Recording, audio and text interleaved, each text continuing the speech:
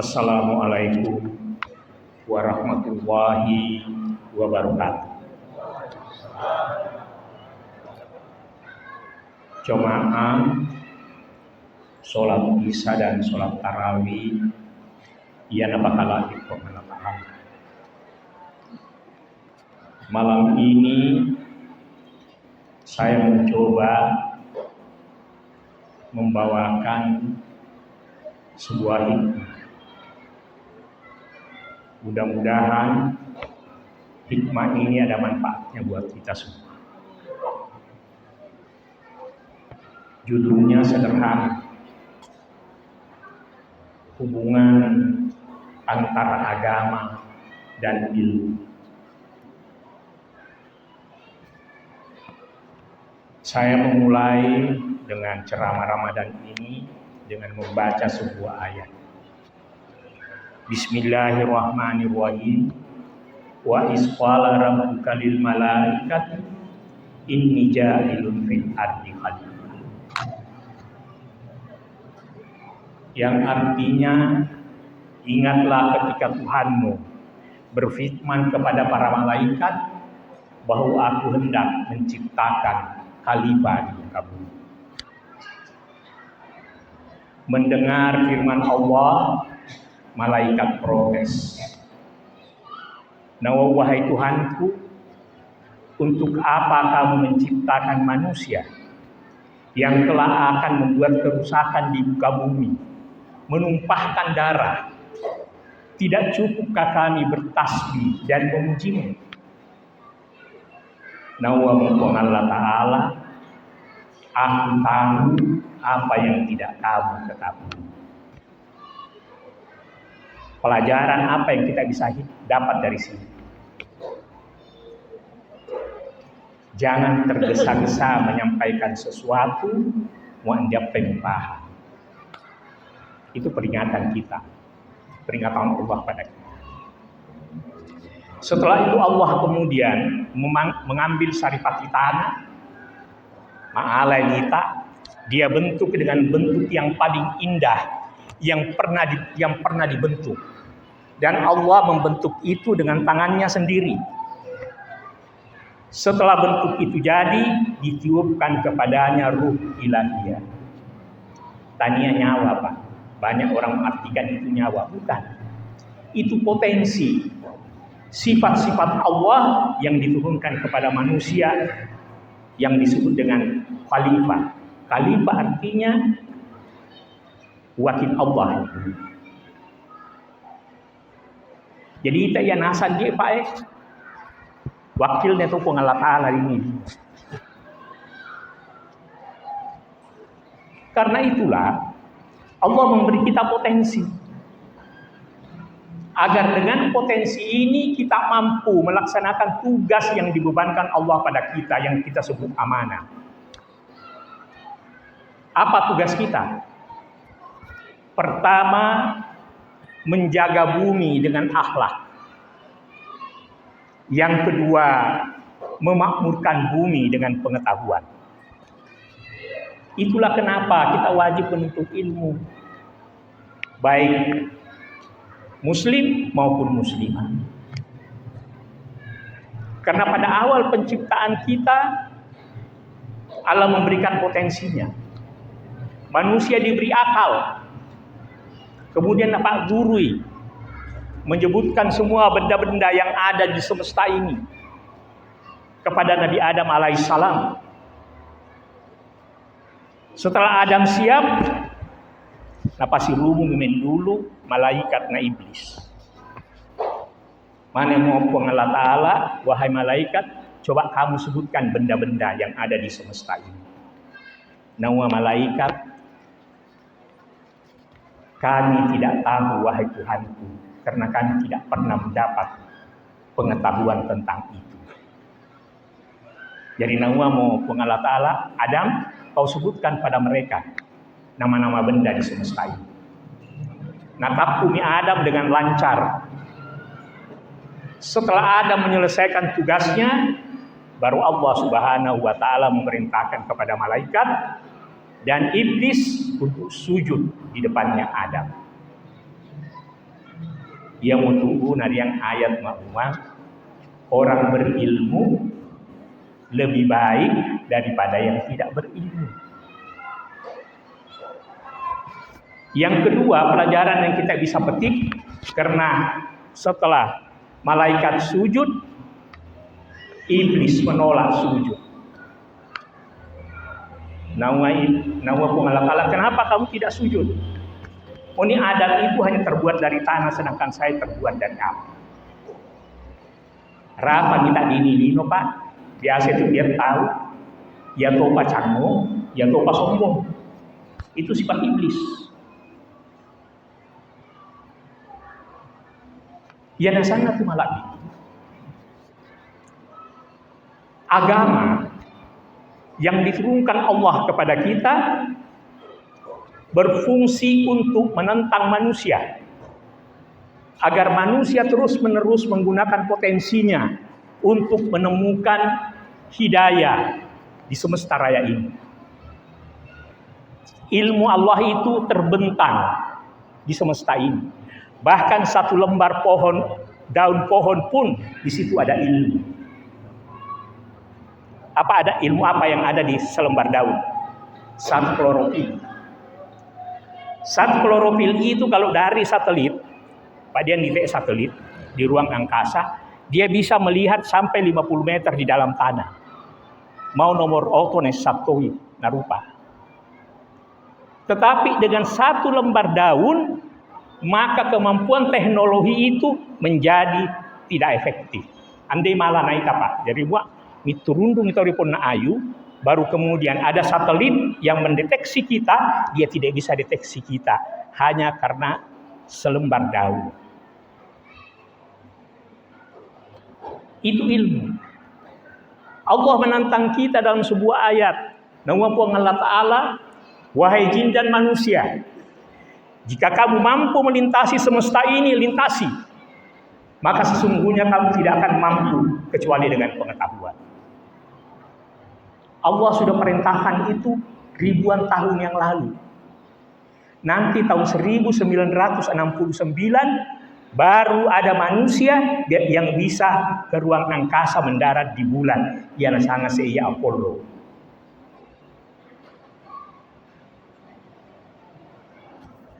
Tetapi pengetahuan yang kita miliki dibatasi oleh Allah.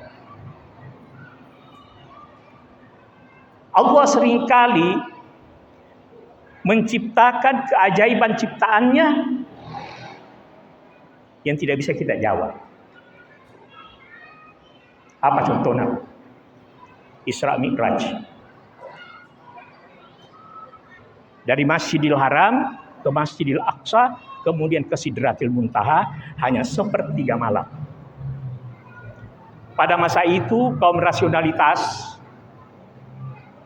mengatakan itu mustahil. Karena waktu itu perjalanan dari Masjidil Haram ke Masjidil Aqsa itu 1 bulan, 2 bulan pulang pergi. Kenapa Anda bisa sepertiga malam? Kalau ada manusia memiliki kecepatan di atas kecepatan suara, maka pada saat dia bergerak, tubuhnya akan hancur. Karena jadi sekan udara. Ia mutu'u, pesawat ruang angkasa ketika dia jatuh ke bumi, dia membara. Karena panas. Keajaiban ciptaan Allah ini, keajaiban perbuatan Allah ini dijawab dengan keajaiban ciptaannya. Dalam surat An-Nahl. Jadi kalau kita teliti, bisa ngiwara-wara Pak. Dia punya ratu 1. Pasukannya 30.000. Anda rua siala, tapi si matawi tallo. Tidak pernah kawin. Tidak ada jenis kelaminnya. Kerjanya cari makanan. Itu yang dihasilkan madu. Yang bermanfaat buat kesehatan kita. Ratunya kerjanya bertelur. sarang dari lebah itu yang bisa barawara segi 6. Itu steril dari bakteri. Andai dia kabal di dalam, Pak. Nggak usah lambat. Padahal kita, Pak, mulai ke rumah sakit, ada perempuan yang melahirkan terlalu cepat atau belum bulannya, dia dimasukkan di inkubator.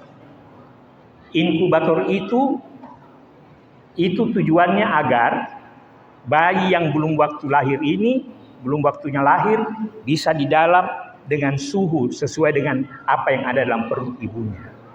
Tapi inkubator itu main di dalam kabel, Pak. Sedangkan barawara, Pak, kecu-kecu di momesa kabel tandia. Jadi bila Allah Subhanahu wa taala ingin menjelaskan tentang keajaiban perbuatannya, maka Allah menunjuk kepada kita untuk melihat keajaiban ciptaannya. Pemayar apa napuak Allah Ta'ala. Ya tuh melu dipikir nih, Pak. Bukan dia mustahil, tetapi akalmu tidak mampu untuk menjangkaunya. Yang nasana tu malak biu. Agama memotivasi kita untuk terus-menerus menggunakan potensi kita menemukan al-hikmah. Dan ilmu akan memperbesar kualitas atau memperbaiki kualitas ibadah kita. Di ruang Madai ke Makkah, maka Palsasi tahu sekitar tahun 56-57 kita naik kapal laut Ciwangi. Sambulang tahu rai perjalanan pulang pergi 1-2 bulan, di Makkah sendiri 1 bulan, jadi 3 bulan. Ia mutuk di ruang, dia tomiake dek di Makkah, sakap pun antari. Karena perjalanan pada waktu itu adalah antara hidup dan mati. Sekarang dengan pengetahuan yang ada, kita bisa sampai ke Jeddah hanya 12 jam sampai 13 jam. Itulah sumbangan pengetahuan pada agama. Karena itu tidak boleh kita memperselisihkan mana yang dulu, agama atau ilmu. Karena agama memotivasi manusia supaya terus menggunakan pikirannya, akalnya untuk mengungkap rahasia ini. Ia mau di bulan puasa ini, bapak-bapak dan ibu-ibu sekalian, kita diminta banyak bertafakkur, berpikir. Nama seorang waliullah, Syekh Abdul Qadir Jailani, berpikir sejenak lebih baik daripada beribadah 7 tahun. Di bulan puasa ini perbanyak berzikir, mengingat Allah. Apa tujuannya mengingat Allah? Bukan hanya sekedar mengingat itu pengelakal. Yang dikatakan mengingat Allah adalah kita bisa mempraktekkan sifat-sifatnya Allah. Amalawanna Allah, kasih sayangnya Allah, pemaafnya Allah. Itu yang kita praktekkan.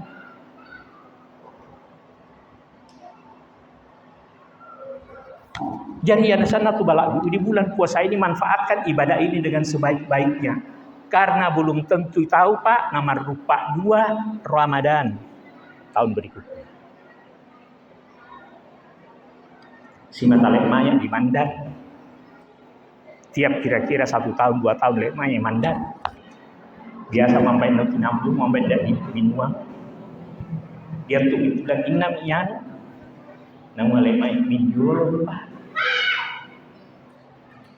nawa di pinambung, nawa di mamujuta rupa tuh deh. Ini puan minjul. Begitu banyak sudah sahabat kita, saudara kita yang sudah mendahului kita. Karena itu sia-sia ibadah puasa Ramadan kita tahun ini kalau kita tidak bisa menata diri kita lebih baik. Hingga syari pepe ala letak, Pak. Karena saya walaupun bisa memberikan ceramah, tapi saya tidak bisa mengubah Bapak sekalian. Nanti mana, Pak? Karena hidayah itu haknya Allah.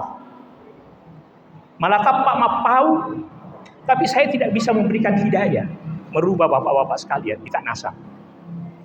Yang bisa merubah kita semua adalah diri kita sendiri. Alawita. Suatu ketika Rasulullah menangis pada saat pamannya meninggal, Hamzah. Ngapa ada subangi Nabi tak? Karena Hamzah waktu meninggal ada perintah masalah. Itu yang disesali oleh Nabi. Kemudian Allah menegur Rasulullah. Nah, wahai Muhammad, bukan kamu yang bisa memberi hidayah, tapi aku.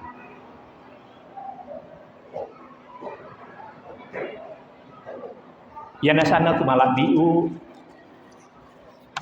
banyak sekali keajaiban yang terjadi di muka bumi ini yang tidak bisa kita nalar dengan akal kita. Ada contoh Pak.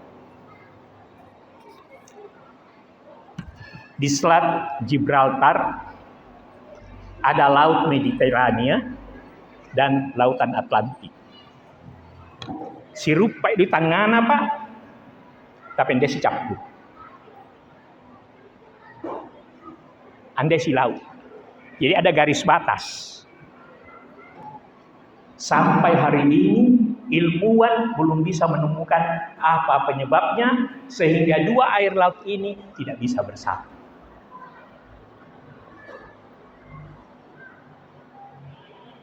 Dia hanya bergaris, satu warnanya biru terang, waina, yang satu warnanya biru pekat.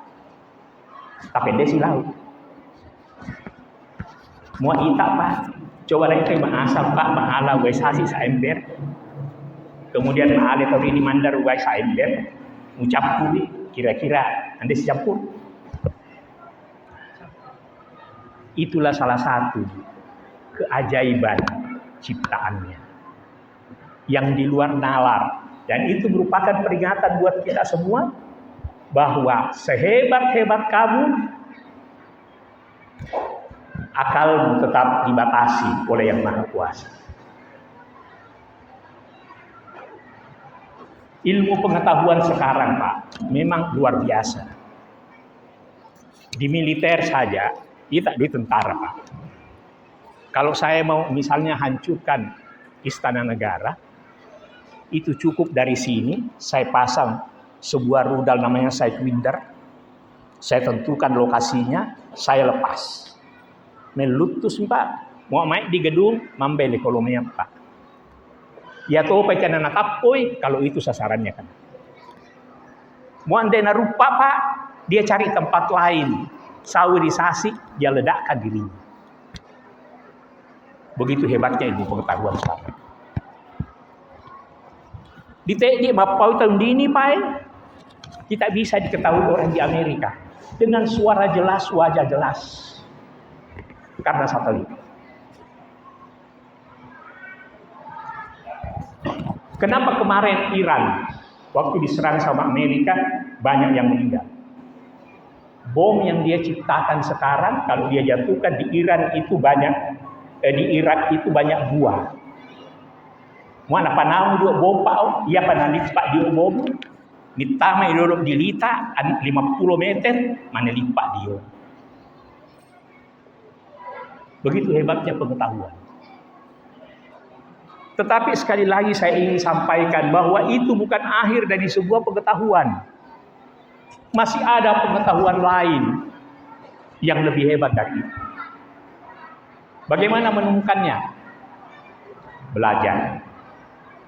Jadi mau diami anakmu, bapak sekolah. Itu dengan belajar. Mau mengayo, jangan berhenti hanya bisa hafal Al-Quran. Tapi pahami maknanya. Isangnya apa isinya? Agar kita bisa mengambil hikmah. Jangan sampai sumber ilmu itu dari Islam, tapi yang menikmati orang lain. Rapang kita ITE. Di dunia ini ada 60 negara Islam yang paling miskin, banyak penyakit. 60 negara yang mayoritas penduduknya miskin, Islam, kaum muslimin, tapi dia yang paling miskin, banyak penyakit dan terbelakang. Padahal sumber ilmu dari Islam. Ini semua tantangan buat kita. Mudah-mudahan di tanah Sandi Pak kita bisa semua nantinya mendidik anak-anak kita. Karena rapang yau meto mawet kita ini sebenarnya laus mitahu. Sicok campuan tutak. Yang kita harapkan itu generasi muda kita. Jadi didik dia dengan baik, papa sekolah menjadi kemampuanmu. Mudah-mudahan di masa depan dari Mandar ini, di tempat ini lahir calon-calon pemimpin nasional yang bisa memperbaiki kehidupan kita. Yang terakhir saya ingin pesan, Manipur itu mau pemilu. Terus terang capu agen-agen di Pugau. Yang tu dibaratkan aku Allah Ta'ala ini Ramadan. Mudah-mudahan dengan Ramadan ini ada pangan ku Allah Ta'ala. Dan kita tidak mengulangi lagi. Laknatullah al-rasi wal-murtasi.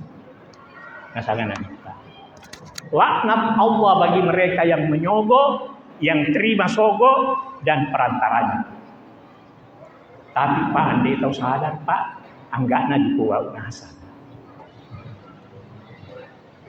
Itu kita sadari. Daya wanda muri pulau. Saya khawatir di kemudian hari, mau dibengan sesuatu yang dilaknat oleh Allah kita lakukan, turun bala atau bencana. Jadi kayak bagi Yalawet apa? Perbaiki diri kita. Kesalahan kita di masa lalu, merotowet oleh Allah Ta'ala di bulan Ramadan ini. Mudah-mudahan ada hidayah turun, mempancing nasanya peta, dan setelah Ramadan nanti kita menjadi manusia baru dengan ibadah yang lebih baik berlipat ganda. Wabillahi taufiq wal hidayah. Wassalamualaikum warahmatullahi wabarakatuh.